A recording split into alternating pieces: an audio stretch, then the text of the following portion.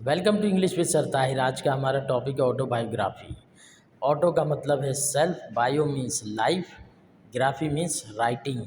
तो ये बना ऑटोबायोग्राफी। इसकी डेफिनेशन को समझते हैं।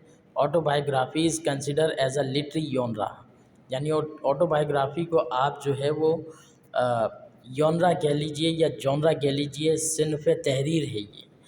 N account of a person's life written by that person, यानी खुद एक शख्स अपनी ज़िंदगी के बारे में लिखे। An autobiography is a self written life story. एक स्टोरी की तरह है सेल्फ रिटन, लेकिन ये हकीकत में मबनी है। Autobiography is different from a biography which is the life story of a person written by someone else. तो पहले जो मैंने लेक्चर दिया था उसमें कॉन्सेप्ट क्लियर कर दिया था कि ऑटोबायोग्राफी अगर आप खुद अपनी लाइफ के बारे में लिखें, अगर मैं आपकी लाइफ के बारे में लिख रहा हूँ तो ये बायोग्राफी।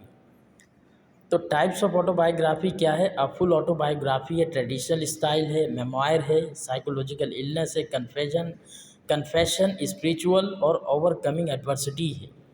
इसको हम समझेंगे आखिर में लेक्चर के एग्जांपल्स के साथ।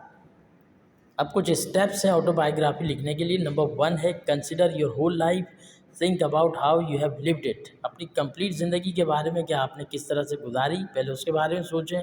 Try to remember the important times and the achievements and adventures और मिसहैप्स दैट शेप्ड इट, कि जो आपकी ज़िंदगी में एडवेंचर हुए, अचीवमेंट हुई, किस तरह से उन तमाम चीज़ों को आपने सोचना है उनके बारे में। और इम्पॉर्टेंट चीज़ इसमें टाइम है, क्रोनोलॉजिकल ऑर्डर में होनी चाहिए आपकी ऑटोबायोग्राफी, यानी पैदाइश से लेके अब तक की उम्र जो आपकी है, इसको क्रोनोलॉजिकल ऑर्डर कहते हैं। पॉइंट नंबर 2 है make a list of all events, incident and accidents that you would like to mention. तमाम इंसिडेंट, एक्सीडेंट्स आपने जो है वो उनकी लिस्ट बनानी है। Make a list of people who were और still are involved in your life. उन लोगों की लिस्ट बनानी है जो थे और अभी भी आपकी ज़िंदगी में मौजूद हैं और मुख्तलिफ इवेंट्स हुए उनके साथ आपकी ज़िंदगी में। Add substance to the list by writing a brief description of each person, event, accident, misfortune, lucky strike and occasion you can remember। और मज़ीद फिर आपने क्या करना है, ब्रीफ डिस्क्रिप्शन देना इन लोगों के बारे में, इन शख्स, जगह, चीज़ों के बारे में। A plan must be created from the result of this summary। फिर पॉइंट नंबर 3 है hold meetings with relatives and friends who can remind you of events and people you might have forgotten. जो हमने पीछे discuss किया, उन्हीं लोगों के साथ आप मीटिंग्स करें, उन रिलेटिव्स और फ्रेंड्स के साथ, उन इवेंट्स के बारे में जिन्हें आप, कुछ इवेंट्स को आप भूल गए, उन्हें रिमाइंड करने में, याद दिलाने। क्योंकि है तो ये लाइफ स्टोरी, लेकिन ये हकीकत पे मबनी है।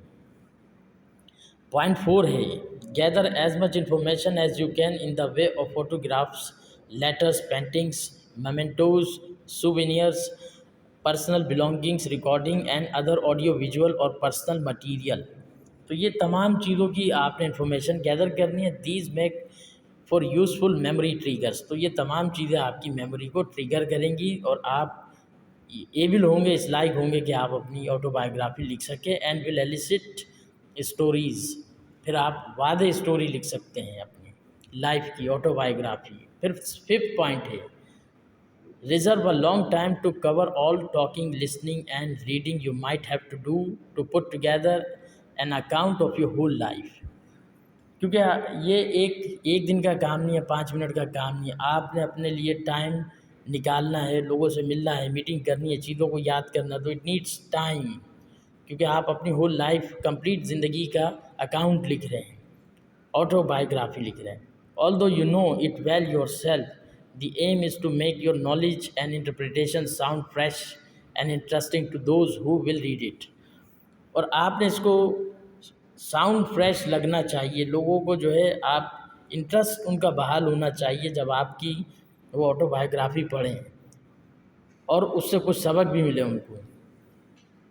पॉइंट नंबर 6 है take plenty of notes and start to draft the story using a fresh perspective for the anecdote and narratives you have gathered.